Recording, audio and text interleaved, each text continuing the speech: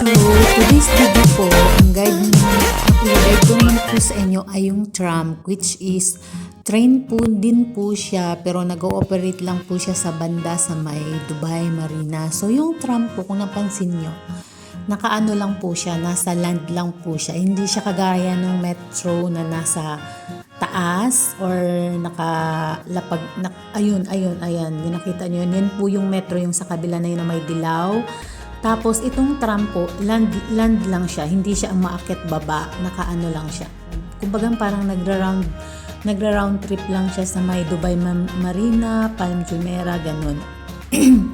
So, ito po yung tram station ng tram. Ayan po, kapareho lang po nung ang pintuan po nila ay kapareho lang din po ng metro, which is merong in and out, tapos yung sa harap po yung labasan, tapos sa labas po makikita nyo po yung expressway, kung tawagin natin sa atin expressway. Ayan po, dito po yung pinaka main road po, yan yung dumadaan yung mga sasakyan. So ayan, tapos ito po yung kung magpapaload po kayo ng card nyo dito po, ayan po. Ganyan po. Yan po yung pipindutin nyo lang po yan. Ilalagay nyo yung card. Tatap nyo dyan yung card. Tapos, lalabas na po kung magkano na lang yung balance. So, yung balance ko po is 3 dirhams na lang. So, kailangan ko mag-load. So, nag-load ako ng 10 dirhams, which is 130 something sa atin. 130 pesos. So, ayan. Ipapasok mo yung pera dyan. Yan, 10 dirhams po yan. Tapos, hintay nyo po siya, nagpa-process siya. Hindi nyo po siya tatanggalin yung card nyo hanggat nagpa-process po siya. So, ayan. Operating in progress. So, hindi mo pwedeng tanggalin yung card. Tapos po, ayan. Pag natapos na po, ipiprint nyo lang po yun. Tapos, lalabas po yung resibo doon, kuhanin mo yung card mo, and then lalabas po yung resibo, kuhanin mo yung resibo, tapos makikita mo na yung balance mo, which is nagtap ako ng 10 dirhams, so may 13 dirhams ako. Ayan po.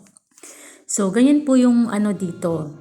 Ganyan po ang proseso kung paano ka po maglo-load ng pera sa card mo. Hindi mo na kailangan ng pera. Card lang ng card. Kahit sa taxi, pwede mo siyang gamitin.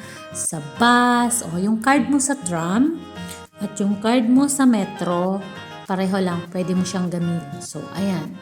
So, ayan guys, makikita niyo sa labas. So, open air siya. Hindi siya kagaya nung sa metro station na talagang nakasara. Dito po, open po siya kasi dalawang train po yung naikot. So, yan.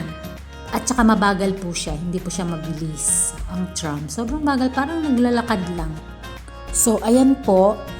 Yan po yung tram. So, dito ka po. Bago ka pumasok sa loob, magtatap ka muna ng card mo dito bago ka sumakay ng train. So, yan. Itatap mo yung card mo dyan bago ka sumakay. Kasi kung hindi ka magtatap, ay may huhuli po sa'yo. At saka may nag-check din po kung nagtatap ka ba ng card mo o hindi. Kasi pwede namang hindi. Kasi pag nahuli ka, meron kang multa. Ayun. So, bago ka pumasok at bumaba, kailangan mong mag-tap sa orange na yan na parang in and out mo. Tapos yun. Maganda siya kaso mabagal. Ayan po.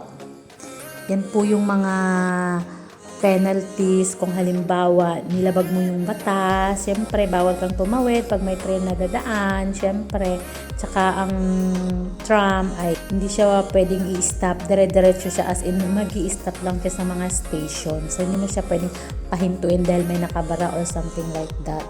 So, kung saan siyang station na pwedeng huminto, doon lang po siya hihinto. So, ayan. Yan yung bubong nila. Sobrang ganda. Diretso. Salamin lahat. Tapos, ayan, makikita mo yung labas sa kabilaan siya, makikita mo yung mga sasakyan na dumadaan. So, yung tram dumadaan din dyan. Pag may tram na dumadaan,